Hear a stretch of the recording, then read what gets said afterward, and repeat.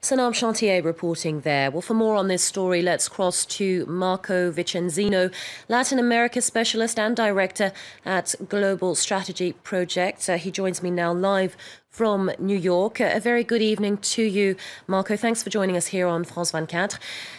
Now, in Venezuela, we're seeing a full-blown state of emergency. Details of the decree were made public on Monday. Is this President Nicolas Maduro in panic mode? He's definitely worrying. I think the greatest threat and the most imminent threat to Maduro is not just the political opposition, but the ordinary, we call the Venezuelan street. Ordinary Venezuelans, many of them actually who were originally backers and supporters of Chavez, being deprived of basic supplies, food shortages, energy shortages, blackouts. The daily survival is it's very difficult. So many of these ordinary citizens are beginning to take things into their own hands. You're seeing looting. So it's not just a political protest in the streets, but it's also basic citizens rising up and taking action because they're being deprived of their basic rights. Remember, Venezuela is a country that has greater crude oil reserves more than Saudi Arabia, and to be reduced to this current state is a result of years of mismanagement, economic mismanagement, years also of corruption, of cronyism, and ordinary citizens are beginning to rise up. It's not just in Venezuela, but you see this anti-corruption wave and trend throughout Latin America, Brazil, Guatemala, and many other countries you've seen in recent months, that ordinary citizens are beginning to take action. It's not coming from the top down, but from the bottom up.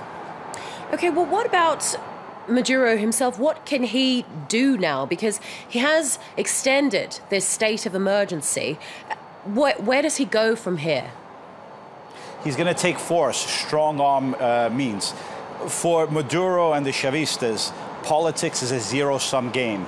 What I mean by that, there's no such thing as power sharing. It's winner take all, and they will do whatever is necessary to preserve, promote, and to advance what they call the Bolivarian revolution. They won't give up power, and it won't be done peacefully, and it won't be done easily. For them, like I said, it's a zero-sum game. And you saw 2 years ago in 2014, there were many anti-Maduro protests, and they resulted in over 40 deaths. So there is a precedent to this government's ability to take action on the streets if necessary through violent means. And what about the anti-government protesters? What about the opposition? Where can they go now? Yes. Because the recall referendum's opposition been ruled out, hasn't it? Yeah. It hasn't been ruled out. It's right now they're trying to push for it. The thing is that the Chavista government, the Maduro government, control every institution and organ in government. They control the courts up to the Supreme Court. They control the Electoral Council. These are all institutions through which a recall referendum has to go through. So the reason they get the signatures, right now they have 1.8 million, and they need 4 million to push forward with the process. But what happens is that institutionally there'll be obstacles because the Chavistas, they're stacked in the government institutions, even the state oil company. So every means of power they control. So as a result, right now, the organized political opposition, what they're trying to do is channel the anger of the streets into peaceful protests. And their main means is obviously peaceful protest. The minute they begin violence, they take violent means, that'll provide a pretext to the Maduro and the Chavista government to crack down on them and provide them of their basic civil liberties and rights. So basically what the government's hoping for is that the peaceful protests become violent, and that'll provide them with the necessary pretext to crack down even harder. Using that state of emergency. Okay.